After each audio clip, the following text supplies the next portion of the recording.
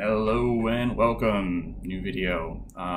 This is going to be a little controversial for some and totally, obvious to lots of people, but this is why I think Elon Musk is going to be bigger than Jesus. Right? So it all comes down to, essentially, Jesus never got humanity to a new planet, right? Like, there's a way of thinking, you might say, like, Adam is bigger than Jesus because, Adam is the original man, like the first human, and is common to Judaism and Christianity and Islam, right? So, like, he's bigger than Jesus, even though Islam does recognize Jesus as like having been a person and a prophet of God. He's not quite as big in Islam as he is in Christianity, obviously, and definitely not as big in Christianity as he is in Judaism. But none of these guys, or Buddha or fucking anybody ever got humanity to another planet. And Elon, I think, is going to. Like, we'll see. There remains many valid concerns, like how viable will Mars be to support humans? Are there things about Earth that support our life that we don't even know? Because a fish doesn't know it's in water. It's just like, here I am. Particularly, I worry a little bit about the magnetic field. But if the magnetic field is really something that is required to sustain human life long term, or plant life, or anything, it is something that we could artificially create. So while I am a little, I think that might be something we need to do, it's also something that we could do, fairly easily. But yeah, because imagine 1,000 years from now, it's the year 3000, right?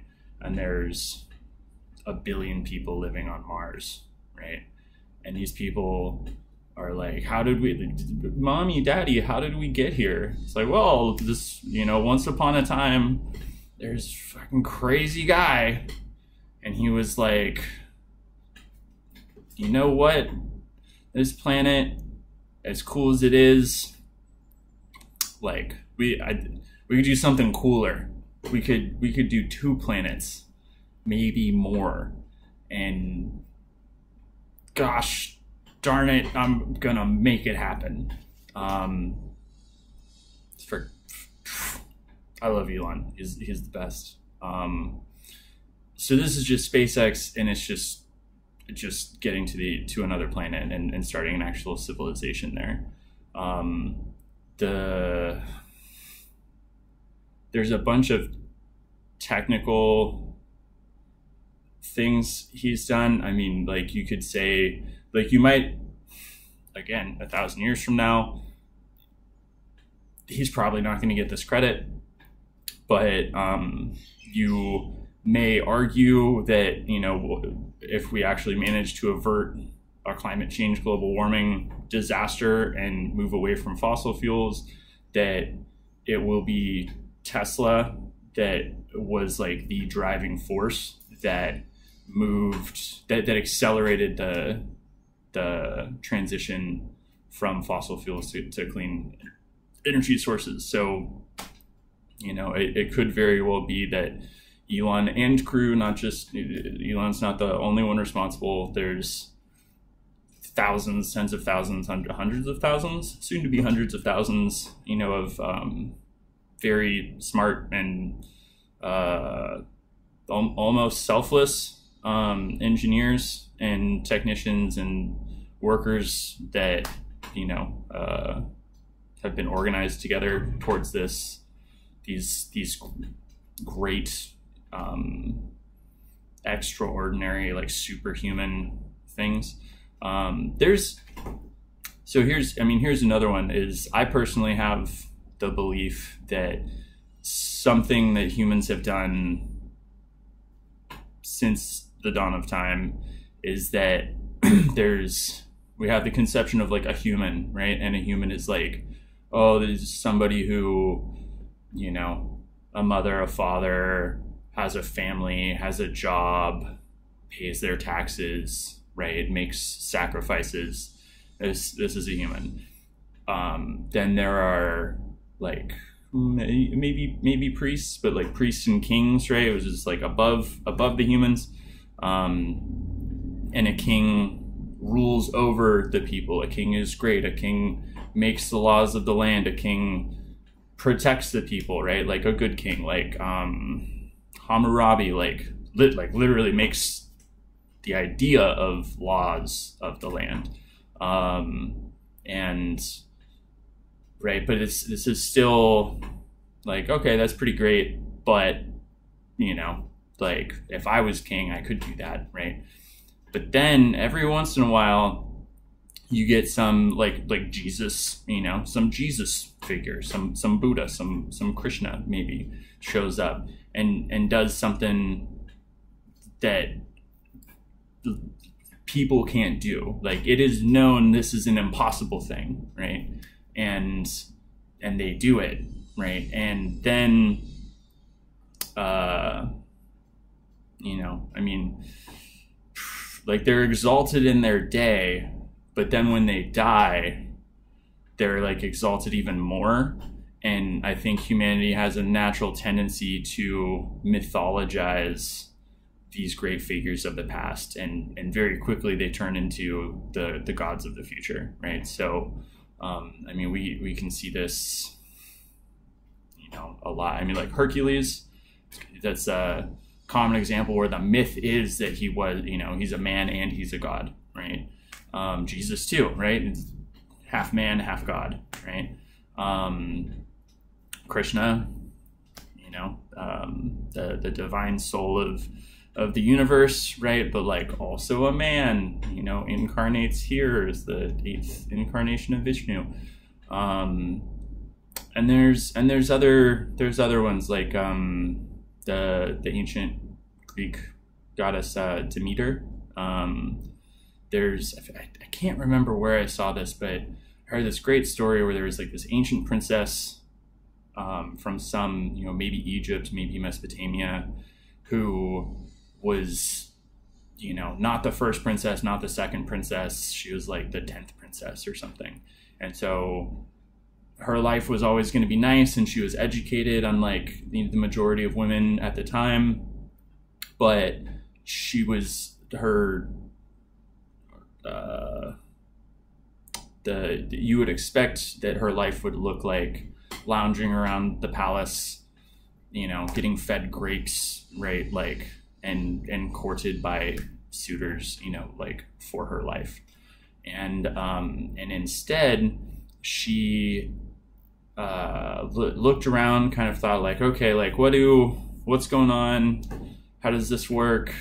And what can I do? You know, like I feel like I have a greater calling. And so she got together a number of ships, got together a bunch of people, and sailed around the Mediterranean, stopping by all over the place, teaching people how to farm, spreading agriculture, right? Here's wheat, here's how you farm, right? And so they think that there's like the spread of agriculture is mixed with these temples to a goddess that popped up, and is also potentially mixed with the like the psychedelic like wine mystery schools of the time. But this is a woman, you know, like a human who does some great thing that like changes the world, right? Some like Atlas, you know, like carrying the world on their shoulders type of work, right? Like the work of her whole lifetime, right?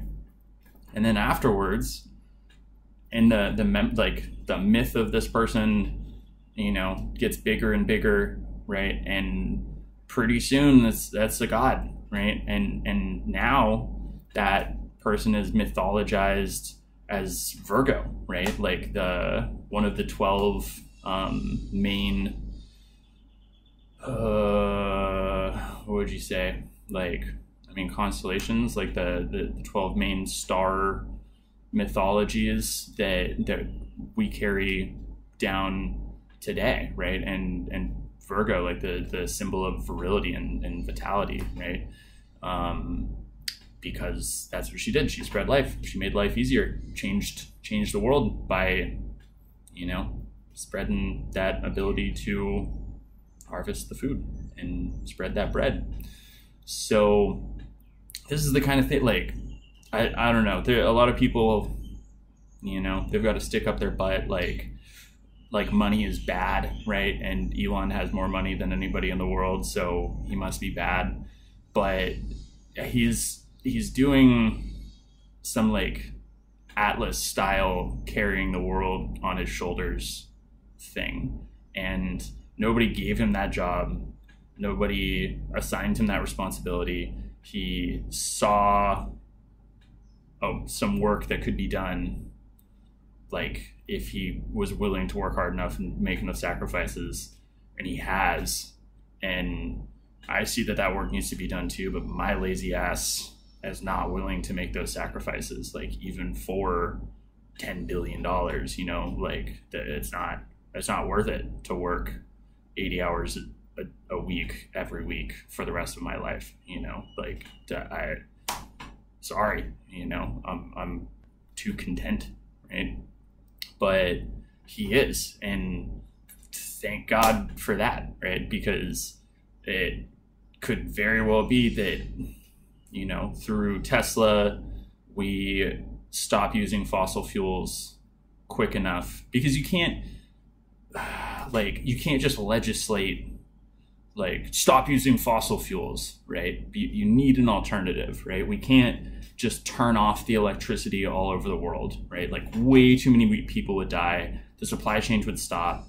Food would, we need energy to to support the population, right? That would be like, I don't know. It's like, if there's, I don't know. You can't, like, it's the blood. The energy is like the lifeblood of the human race, and you can't just turn it off, right? You have to have an alternative. And so, and that's the reason why oil and coal were so big and so prevalent, is because they were the densest energy sources, right? Like, you, in order to have, I don't know, but anyway, so you have a company, right? You have an economic incentive, right? An economic engine that's, you sell something, you make profit, you take the profit, you put it into figuring out how to make the thing cheaper. And the thing here is like batteries, right? And solar panels. Other people are working on the solar panels, but Tesla's really tackling the batteries. I think they're really like taking the lead in figuring out how to make batteries cheaper and better. And it's a material science problem, and these are some of the most difficult problems that I'm familiar with. So, but you do this, and one day, right? And not with all options, but with batteries and the potentials of supercapacitors, one day these get cheaper than the alternatives, right? And that's what we're seeing in the last, it depends where it's sunny, solar power is now cheaper than continuing to operate an existing coal-fired power plant, right? And so, it doesn't matter how bad of a person, like the Koch brothers, Saddam Hussein, they're going to do a solar plant because it's cheaper and they'll make more money, right? But now it's the best thing, right? So it's the best thing has to also be the cheapest thing. Otherwise, it's only going to be, you know, like the green heart hippies that adopt it, and that's, you know, they don't even make up like 1% of the planet. Definitely not 1% of the decision makers. So like we really needed somebody to push the science and the R&D of alternative energies to the point where they become the cheapest thing, where now, you know, the stone cold businessman is gonna, oh, obviously we're gonna do solar power because that's that's the cheapest way, right? And once we passed that, then you really start seeing this acceleration away from the fossil fuels towards renewable energies. And so what, like, I don't know, maybe it was this inevitable thing, but it was not, it wasn't happening. Like it really, there was nobody pushing, you know, like we had these very little Jimmy Carter puts solar panels on the White House, but they're too expensive for anybody, you know, for any normal person to purchase at the time, right? Like, dude, we had to push and push and push until it got cheap enough where, you know, we can move to this solution. So Tesla's really doing this, and I mean, and obviously they're not just doing it with the batteries and the solar panels, but with cars, which is huge. And now there's a lot of people saying Tesla's competition. I don't see it that way, but they have forced the legacy automakers to start taking electric cars seriously. And even though I think they're light years behind Tesla, they're starting to take it seriously. So, you know, in a couple light years, like, they will have a number of viable battery electric cars as well. And then, you know, I don't know, maybe 10 years from now, the majority of cars will be electric. I think it'll probably be sooner than that, but it's gonna take a while to ramp up the like just the battery infrastructure, and I don't see anybody besides Tesla doing that. So yeah, but anyway, Elon is the shit. He's gonna be bigger than Jesus. SpaceX alone is gonna be bigger than Jesus, and Mars. But there's also, you know, the whole saving this world thing, and it's not like he has, you know, like a giant pile of money that he's sitting on, you know, like some dragon, right? Like, but the Tesla is worth $600 and something billion, and he owns, you know, 10% of it or something, right? So, but like, it's not money, right? It's the company he built. Like, of course he owns a large chunk of this, and that company has become valuable only speaks to the fact that he's adding value. And it's a completely different kind of company than most companies. Like, it's not like a rent-seeking capital company, right? Where, like, we have this patent and we're trying to extract as much value from this as possible. Like, they're constantly innovating. Everything is always changing. I mean, they gave away a bunch of their patents in the beginning. Like, they're honestly and earnestly trying to accelerate the move away from fossil fuels to sustainable, and that's great. And then there's everything else he's working on, but that's all for another video. Anyway, I don't know. I expect that, you know, half of the 10 people who see this are going to love it. Half of the 10 people who see it are going to hate it. Leave your opinion down in the comments. Like and subscribe. Dislike and subscribe. I don't know, man. But yeah. Anyway, see you guys next time when I talk about something else. Ha!